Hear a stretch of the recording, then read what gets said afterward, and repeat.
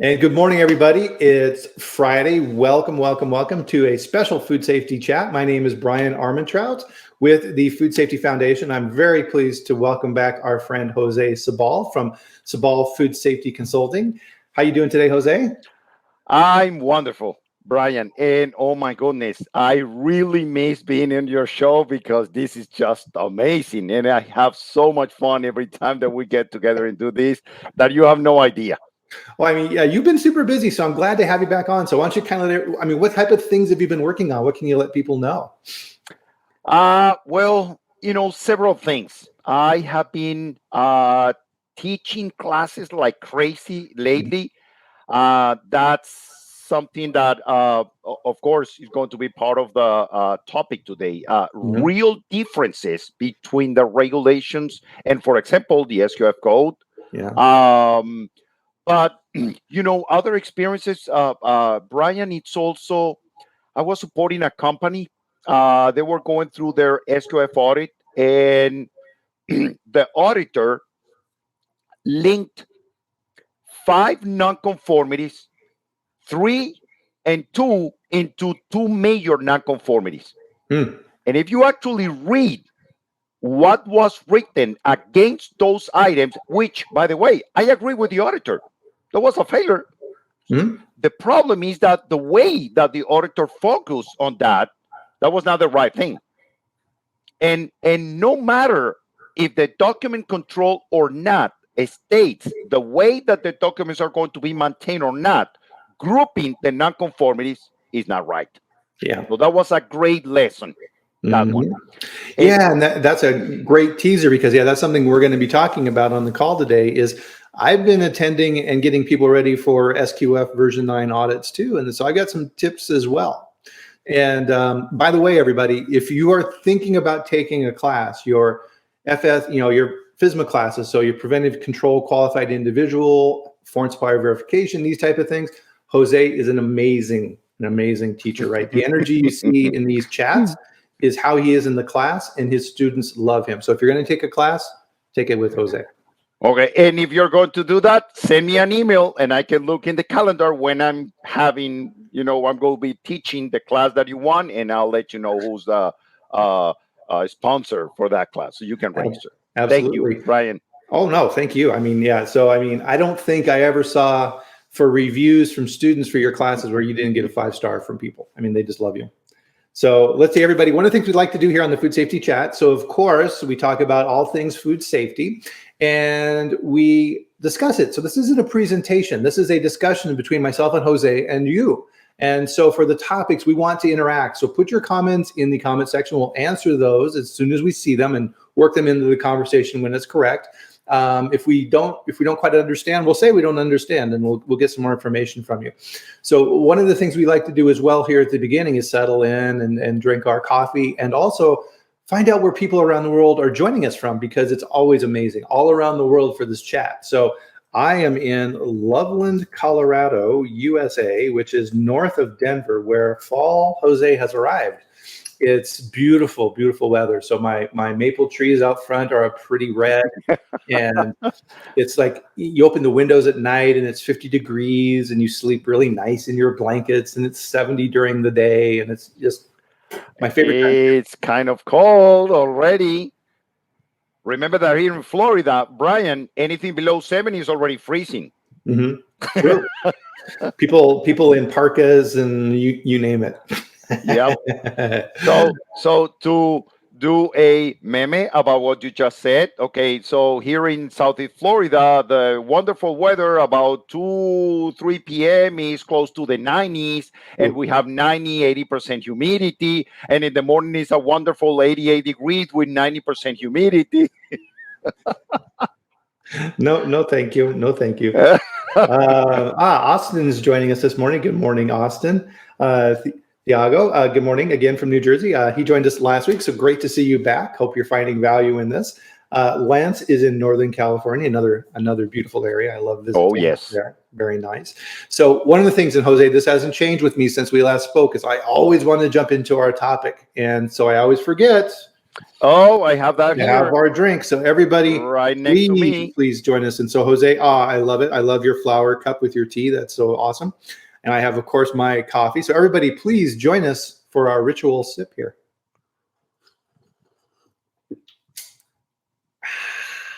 Wonderful. Oh, this is so nice. Yes. Always good to have Corey join us. Cheers with coffee and tea. Yes. Kompai. Salud. I used to know more than that, different greetings around the world like that. For a while, I was trying to learn from around the world different expressions for "oh my God." So, for example, "ay Dios mío" in Spanish, right? Oh yeah. In so like in Eastern European, I think it was like Romanian type language. It's "o Bože mili." Oh my goodness. So you get extra bonus material here on the Food Safety Chat, right? So if you want to surprise somebody, say if you want to say "oh my God," say "o Bože mili," and then they'll freak out because they'll think you speak that. Atef, nice. Thank you for joining us, Atef, in Lebanon. A good friend of mine is Lebanese here in the U.S. Santosh, good morning from India. So I love this, India, right? Clear around, halfway around the world. Thank you for joining us. Yep. So today's topic, Jose, is something that people take for granted, right? And it's something, if you don't do it right in your company and you don't maintain it, oh my God, are you in for trouble? Right? Yes. Document control, right? And when you say that, people kind of go, oh, document control, right? Because it's huge, right? It's this a giant thing. And one of the things with good document control is you very, very rarely step into a situation where it's a clean slate, right? You always have information from the past. So previous quality people and other documentation, operations people, what have you. It doesn't matter if you're at a plant or corporate or things like this. There's always existing documents. And people walk into this situation, they realize that they need to control the documents because the information isn't correct and nobody has the right revisions and nobody knows what they're supposed to be filling out.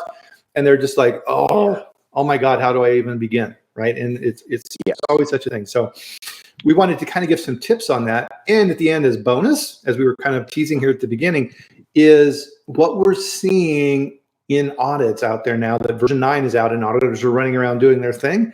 Mm-hmm. What are auditors looking for these type of things? So stay tuned for that. Okay, good point. So let's jump in. Document control.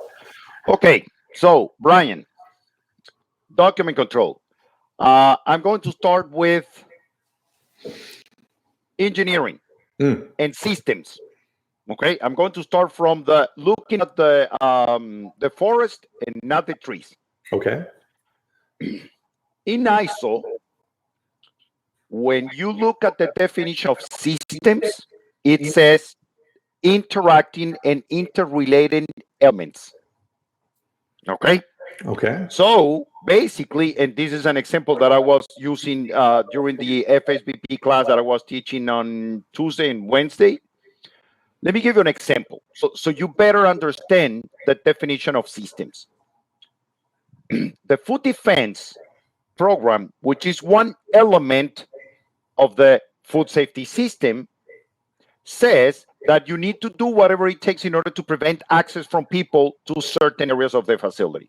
And I'm going to say that let's imagine that there is a company, a building, that there is a door that goes from the production area to the outside. Okay. Mm-hmm. If I install a gate or a fence there, I will be preventing people from going from one area to the other one. I mean, crossing the door, crossing the opening. But it's a fence. Okay? It's not a sealed door. So, am I achieving the intent in the food defense? Yes, I am. Now, look at this. Now, I'm going to check the effectiveness of another element, pest control. Okay, and I'm going to say, oh, can pests come in through the fence? Oh, yes, without any problem. Is pest control effective? No, because the interaction between those two elements is not making both of them effective.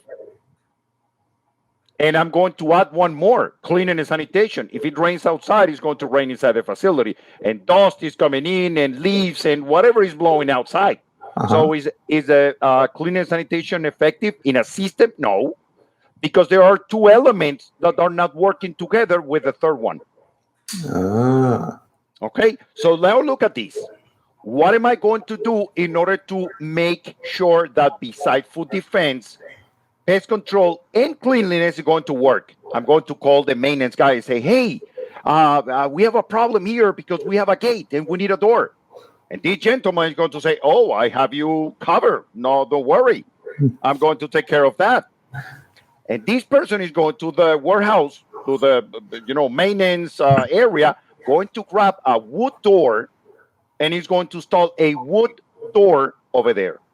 Now, are you preventing access from people? Yes. Yeah. Are you preventing rain coming in? Yes. Are you preventing dust coming in? Yes. Are you preventing pests coming in? Yes. But now there is another element in the code that says building and construction materials.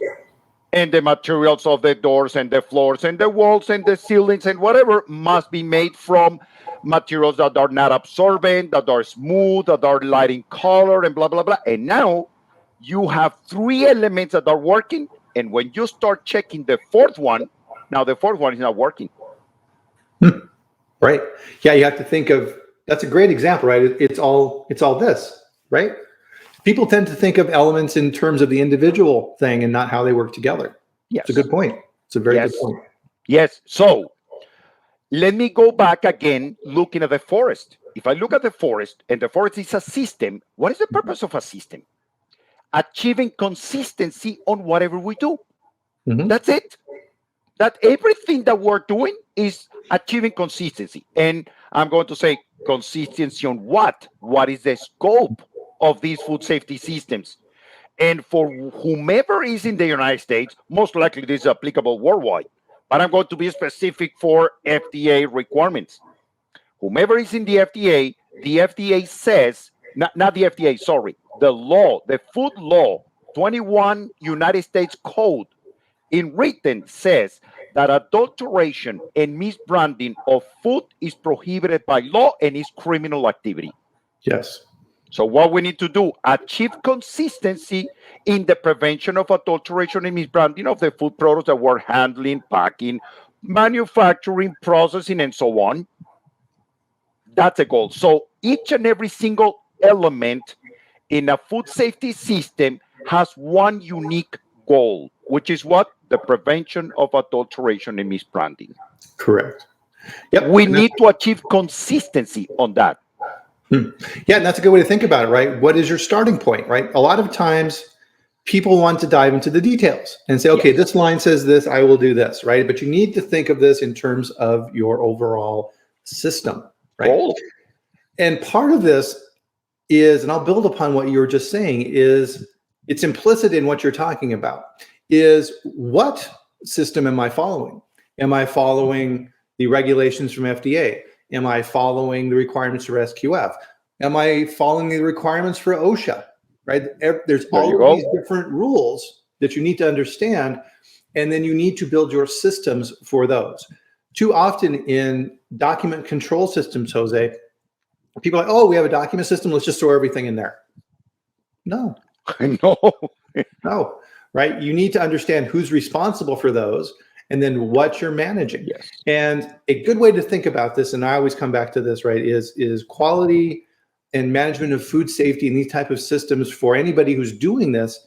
There are a few basic things you always need to follow and understand. And one of those for me is PDCA, Plan, Do, Check, Act. Yeah. Right? Whenever I come to a plant or you come to a plant or FDA or whoever, it doesn't matter who it is, and they ask a question, they are following that format, right? So why are you doing this? How do you do this? Show me the proof that you did it. And if it didn't go the way you thought, how did you correct that? Plan, Do, Check, Act, right? Yes. And you need to think in those terms. And you need to be able to do exactly what you just did, which is you need to tell the story of why you are doing it that way.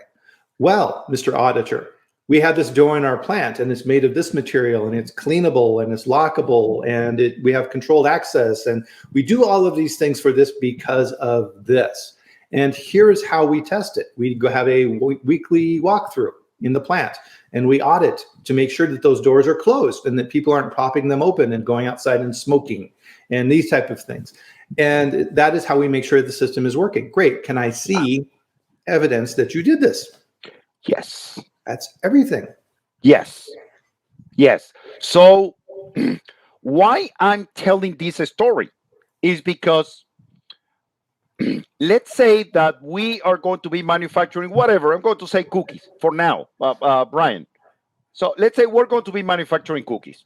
Is it possible that if we are a very small facility and we have no documentation at all, zero, not record, nothing, but we are the owners of the formula, we are bakers, we know how to do things, and we are whatever, 3 people.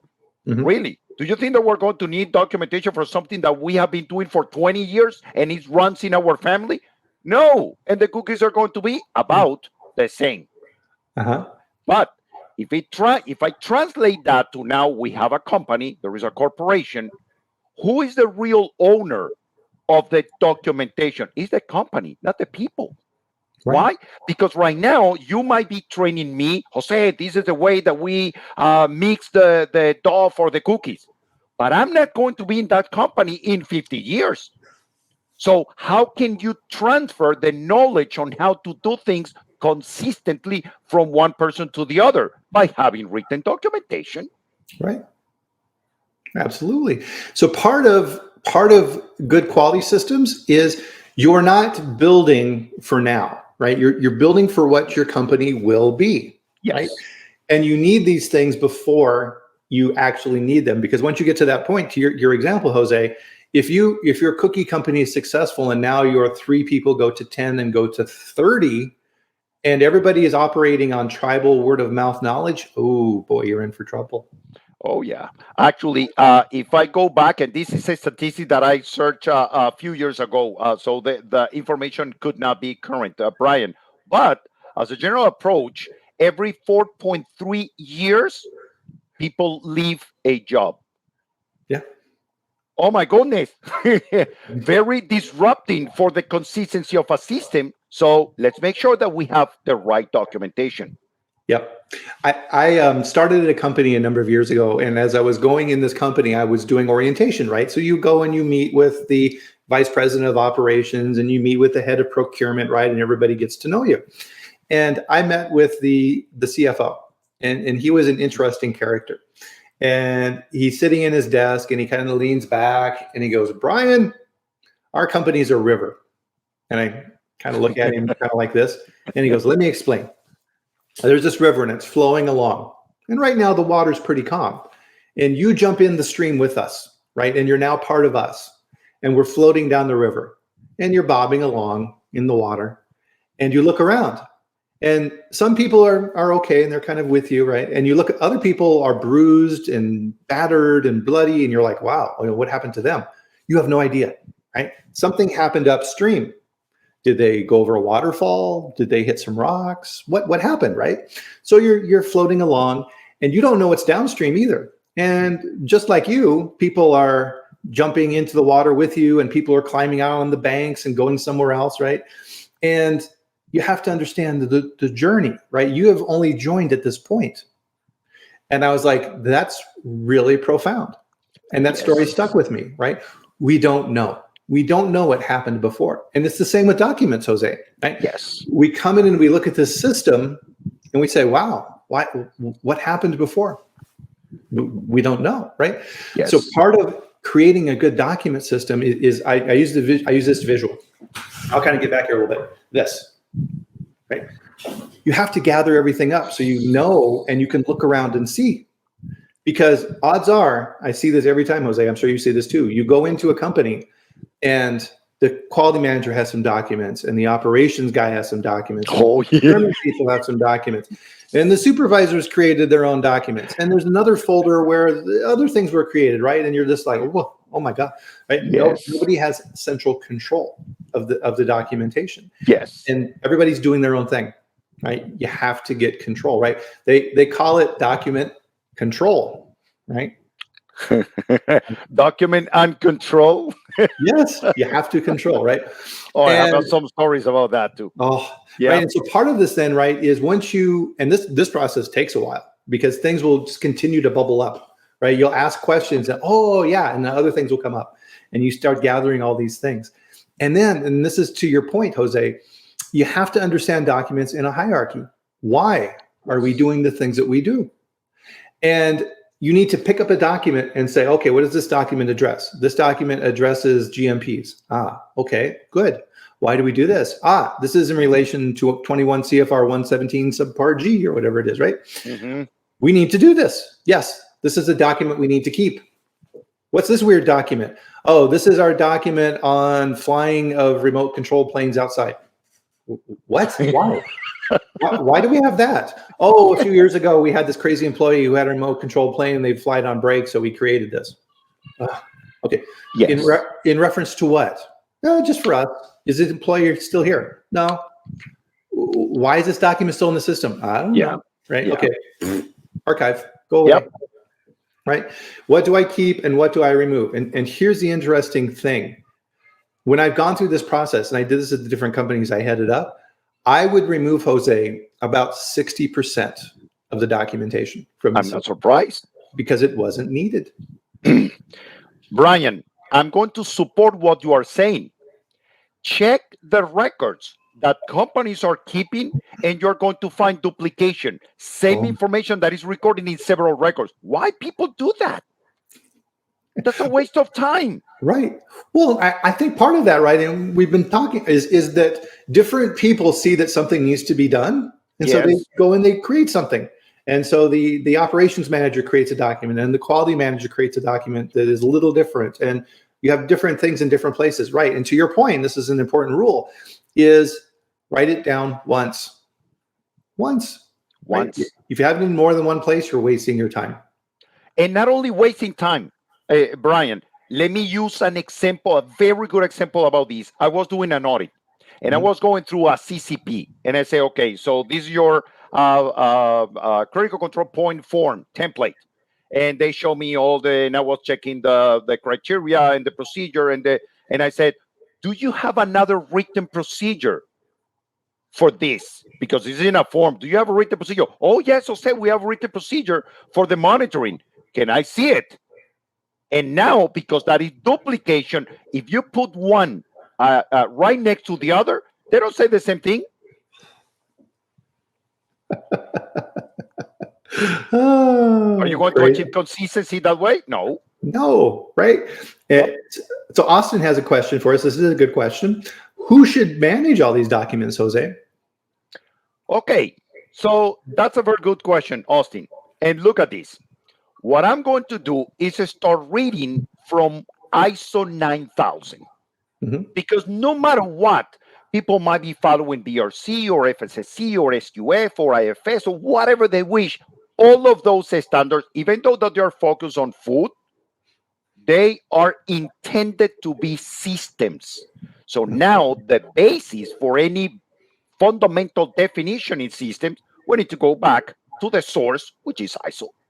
You know, if I go to ISO, and I have that document in front of me right now, it's a document that I kind of revised for a client of mine that I'm working with, going through a bad experience in an audit.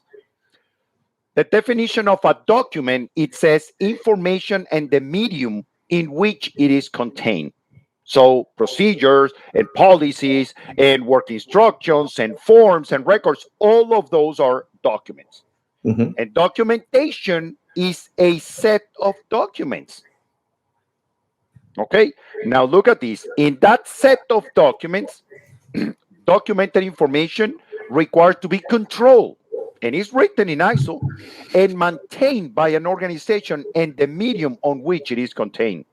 And there is a note 1 to the entry, and it says documented information can be in any format and media and from any source.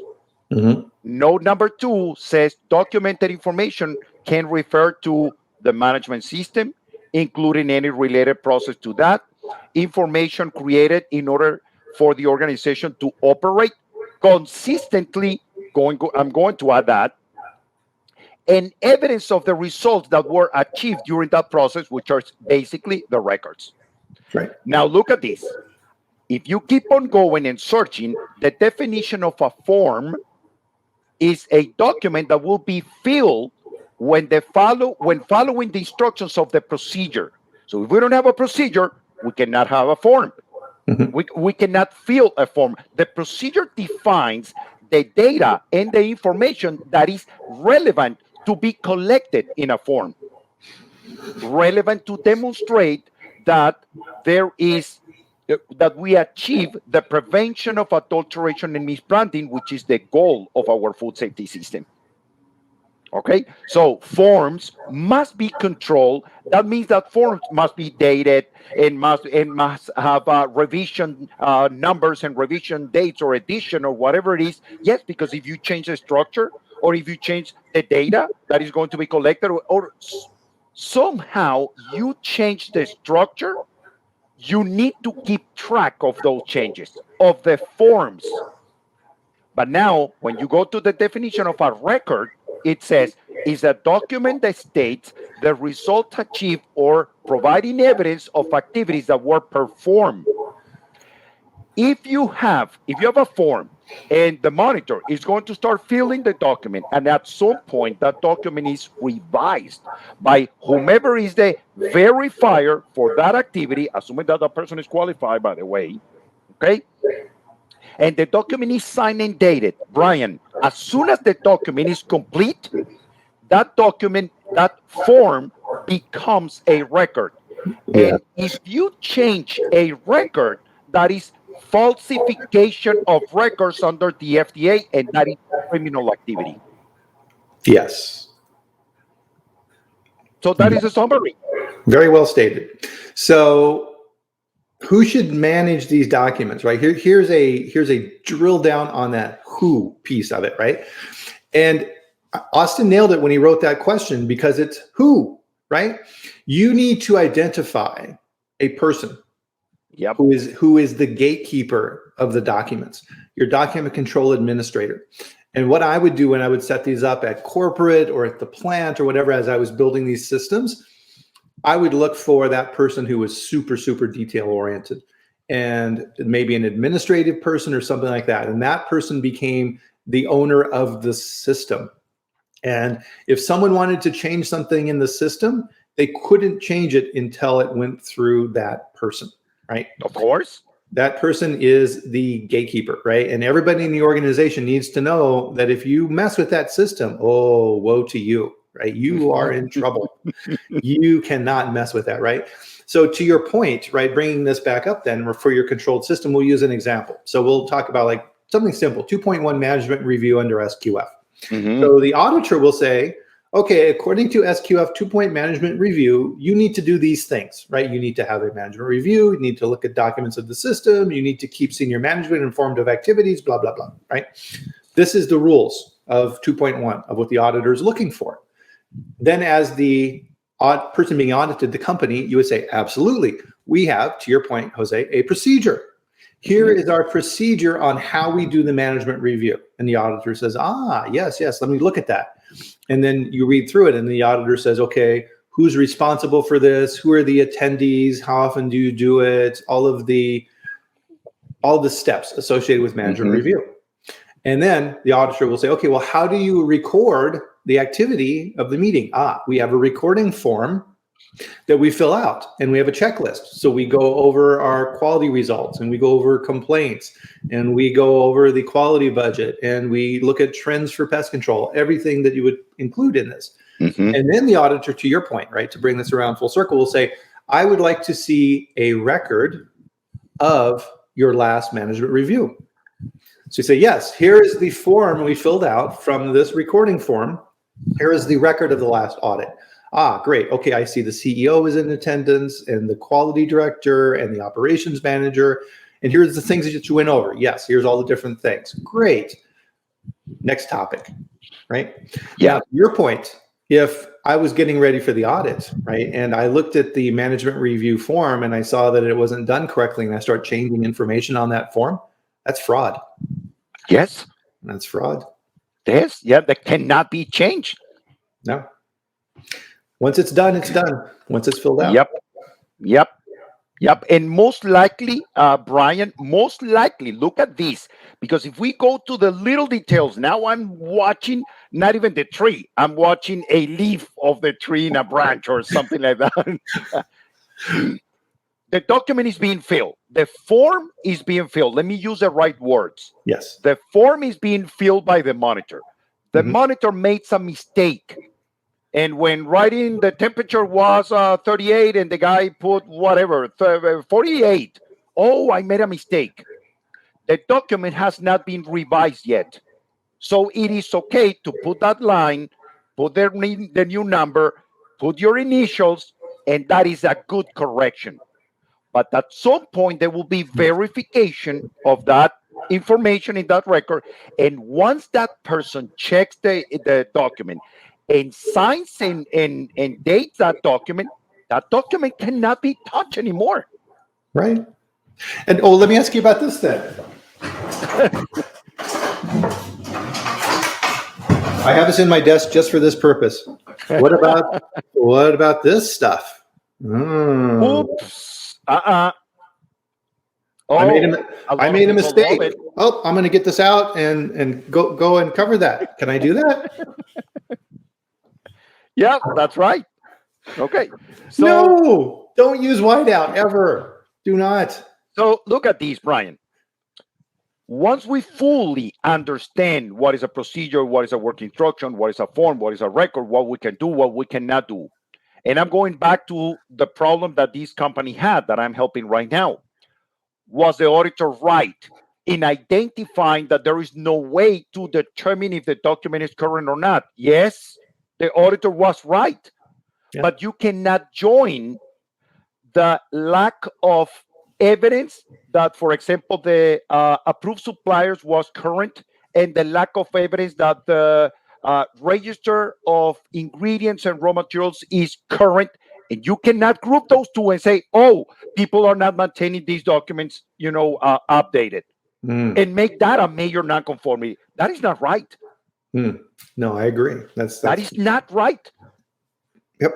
So let's see. In the comments here, Brian Ravitch has a couple of comments. And so Brian is former FDA and he's an expert, right? So when Brian writes comments, I always listen. Important topic during an FDA PC, preventive control inspection. Investigator, right? So that's the FDA person, is looking at two things: procedural documentation and implementation, right? Exactly what we're talking about. PDCA. What do you do? Show me that you did it and show me the proof that you did it to what you said. Yes. Right? Yeah. Missouri, right? Show me you did it.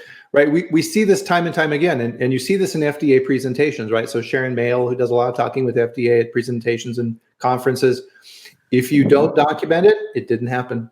Yeah. Right? And that traces back, Jose, exactly to ISO. Bryan, and going back to the Brian Ravitch comments, okay? Look at this.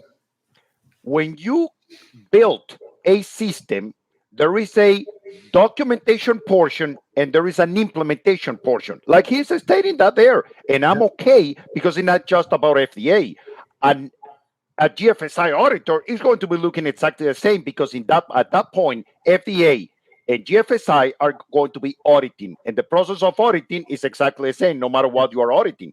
Yes. So when you identify all of the requirements applicable to your products and your operations, when you develop procedure for controls and procedure for verifications to control those requirements and to verify your controls, whenever you validate your controls, and then whenever you start training people, well, before the training, all of that is part of the documentation. Including the validation of the controls is part of the documentation, because by the time that you start training people, which is when you start implementing, if your procedures, your control procedures are not valid, you're going to be training people on something that is not going to achieve the goal, which is what? Prevention of adulteration and misbranding of the products. Right. Yeah. You can be verifying the wrong thing. Yes. You could be ending up verifying something that is wrong. Yeah, you're going to the list and saying, yep, that's wrong. Yep, that's wrong. Yep, that's wrong. Yep. See, Brian had another comment here as well. Implementation consists of current observation and processing and through past documentation. Yes. FDA will ask for at least 5 specific days of documents to review. Document management is key, right? Is key. Right. So with FDA, right, it's unannounced, right? You don't know when they're coming. So you don't have a chance to prepare. But if you're doing like, let's say like GFSI type auditors, things like that, and it's set up and it's a scheduled audit, not an unannounced, right? It's like, okay, I'll make sure my records look pretty for the auditor. That's why auditors always ask for multiple days. It's like, okay, I would like to see records from this week, last week, and some records from last month. Yep. Totally right. Yep, that's how it goes. So look at these, Brian, because now after somehow defining what is documentation, what is documented information, and what is a procedure, and what is a form, and what is a record, and so on. Mm-hmm. Okay, let's go a little bit through the details, and let's dive a little bit in the, I'm going to say, the natural consequence of not having this documentation right. Yeah. So right now I'm looking at the regulation. In the regulation, and I'm going now to 117.1, okay, the preventive control for human food. There is something there that basically struck me. And I'm going to say basically a year and a half ago or so, and it's the first sentence on how the regulation starts. And it says the criteria and the definitions in this part apply to determine if the food that you are manufacturing is adulterated. That's how it starts. So our goal in defining the prevention of adulteration with branding is applicable to SQF, to BRC, to FSSC, to AFS, Global Gap, and whatever you wish to follow. Yep, it doesn't matter. Very top, yes. Because at the very top. But look at this, is criteria and definition. So what that means, that everything that is written in the code is or criteria or definitions. So when you go to 117, what was that, 35C, I believe is the pest control, and the first sentence says pests must not be allowed in the food plant. Well, my God, that is very clear criteria, is 0. Yeah. Period. Whatever you do, the FDA says, I don't care what you do. Just make sure that it's 0 and prove it.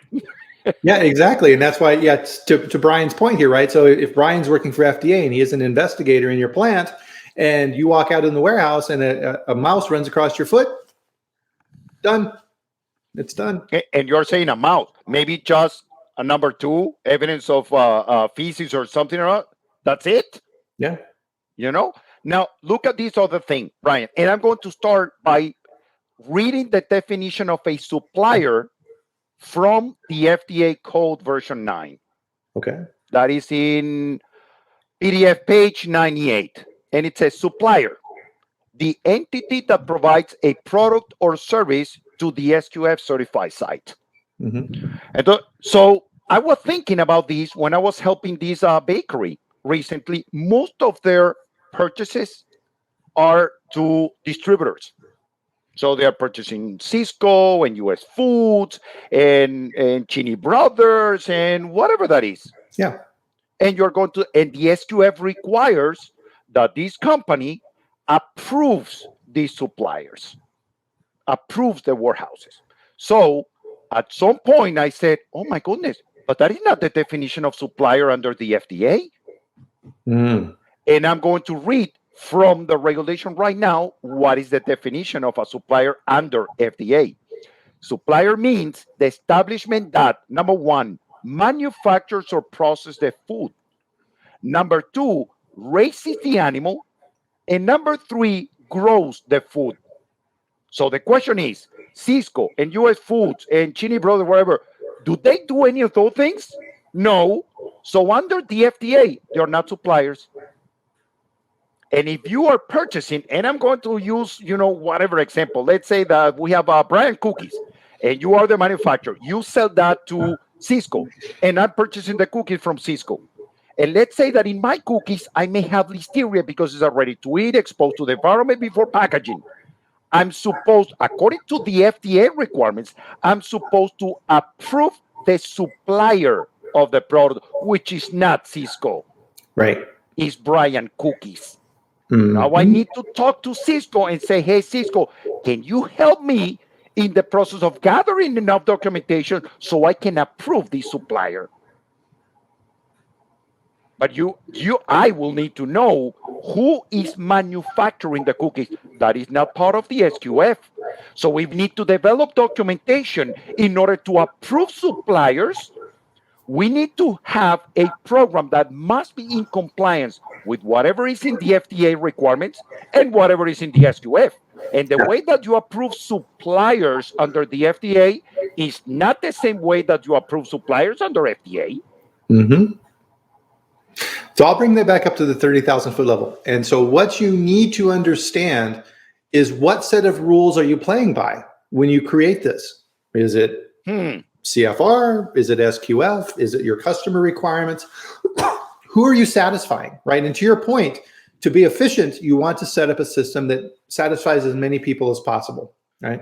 Bryan, Yeah. satisfying whatever are the requirements applicable to your product and your process from the mandatory side of the business and from the regulatory and from the voluntary side of the business, including the code that you're following, maybe kosher, halal, organic, gluten free, and all of the requirements of your clients.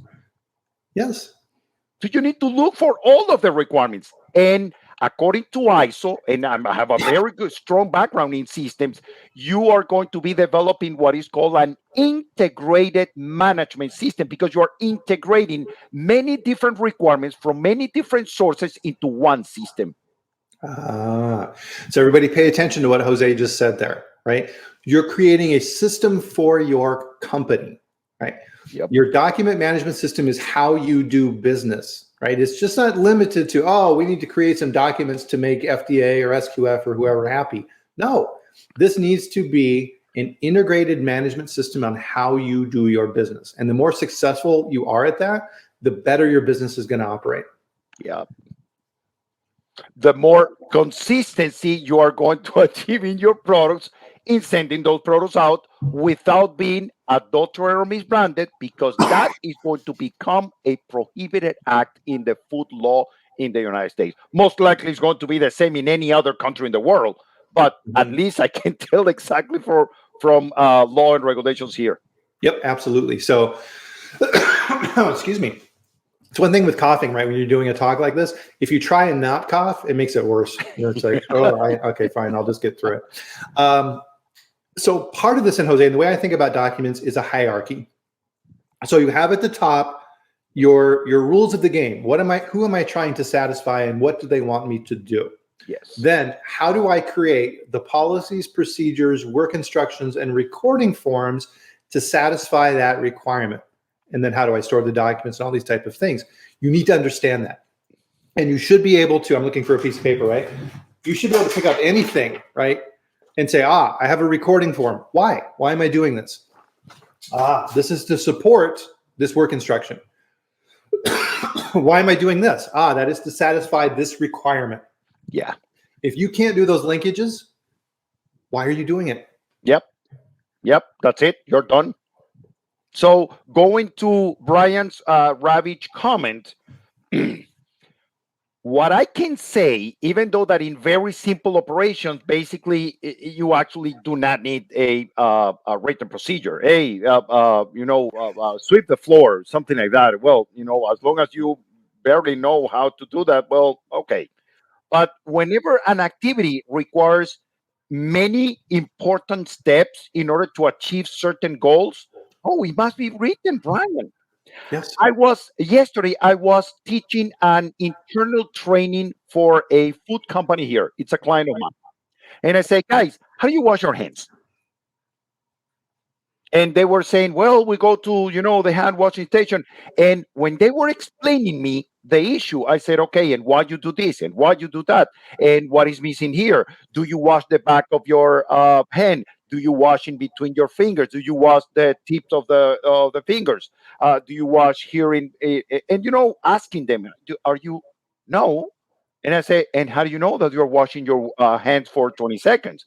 Oh, because we're using this rule of, singing happy Happy birthday or birthday twice. And that's how, okay, so look at this. I'm going to wash my hands for 20 seconds. And I'm going to put a little bit of soap here. And I'm going to do this for 20 seconds. At the end of the 20 seconds, I'm going to verify the effectiveness of my hand washing. And I'm going to swab my hand here. What is going to be the outcome of the swab? Oh, your palms are extremely clean. Yes, swab here and swab here and swab here and swab here, and you're not going to get the same result.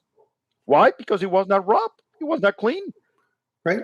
So if you allow people to follow, hey, go and wash your hand, washing hands for every person has a different meaning. If you want to achieve consistency, we're supposed to have a written procedure. We're supposed to go through the process of teaching with the written procedure on the hands of those that are being trained, and then having them performing that activity in front of us, which are they, according to the FDA, supervisory personnel watching if the people that is working under our control are doing the things right. Well, Hmm. but that is very simple. Yes. So in closing, then I'll bring this kind of back up, right? So one of the things that when I'm helping to create systems like this under document management is you need to be able to tell your story.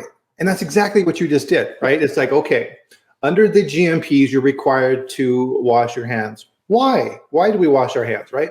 And then teaching people under your training programs the right way to do that and showing the proof that you did it and auditing and all these type of things, right? And being able to walk an auditor through that process and do exactly what you just talked about, which is, yes, we understand the importance of this, and here's how we do it, and here's how we train people. And when we do hand washing, here's how we do it, right? And we've got a video that we show people, and we have a camera on there. And when we see people who aren't washing their hands correctly or they're in a hurry, right, and they run, it's like, no, you can't do that, right?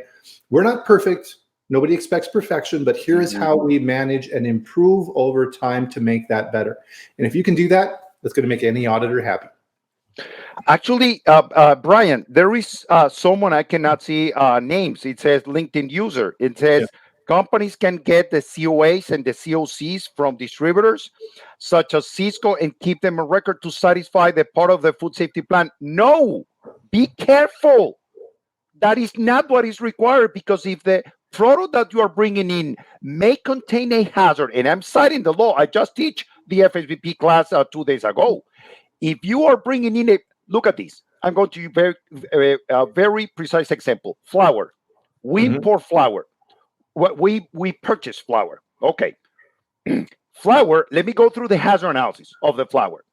Is it possible that we may have E. coli and eventually the toxin of the E. coli? Is it possible we may have some mycotoxins in flour? Yes, it is possible. So, is flour a product that may contain a hazard that should be controlled by my supplier? Oh, yes.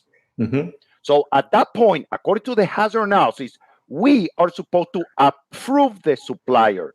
What is the definition of the supplier? The one that manufactures, which the mill is the manufacturer under definition. So we need to approve the mill. If you buy the flour from Cisco, you need to approve the supplier, which is the mill that produced that product. And a COA is not sufficient. A COA most likely is going to be part of the verification of the supplier, but building a program and approving the supplier according to the FDA, which is not the same process as FDA, because you need to go to the is the check the good performance of the supplier against the regulation. That is not the way that you approve suppliers in SQF. So it's 100% different. Mhm. Yep. No, I agree. I agree. So yeah. So in that example, if you were going through Cisco, you would have to say, okay, Cisco, I approve buying flour from you from these suppliers because I have approved those suppliers. Right. So Henry's Mill in Springfield, Missouri, and blah blah blah. Right. Cisco just can't send you anything. Well, at that point, the companies are going to have a big problem, because under FDA, you can only approve a supplier as defined in the regulation, not as defined by the SQF. Yeah, I agree. So as we can tell, right, Document control, it's super, super important, right? That's when I go into a company, I start working with them. This is where I always start. Always, always, always, right? Yeah. If you get too far down in the details and you're not looking at, to your analogy, Jose, which is perfect, right? You need to look at the forest and say, what is the system we're using? And what is this system meant to satisfy? What rules are we playing by within this system? You're going to be lost. You're going to flounder, and it's not going to be a good system. And things are going to get through the cracks. So you can't do that. Couple of shameless plugs here as we close out. One of the things, guys, that I've set up, if you like these type of conversations, I have created a group on a platform called Locals, which is kind of like Facebook or something like that. It's like specific groups with members where you can talk about food safety and things like this. So I'll put the link in here for the Locals group. So you can go and you can sign up for this. It's free, right? So I put information in there and recalls and other things like this so you can keep up to date. Also, Jose, next week, I am speaking at the Trace Gains conference, their next conference. And I am speaking on crisis management and strategy and what you need to be doing to get ready for these type of things.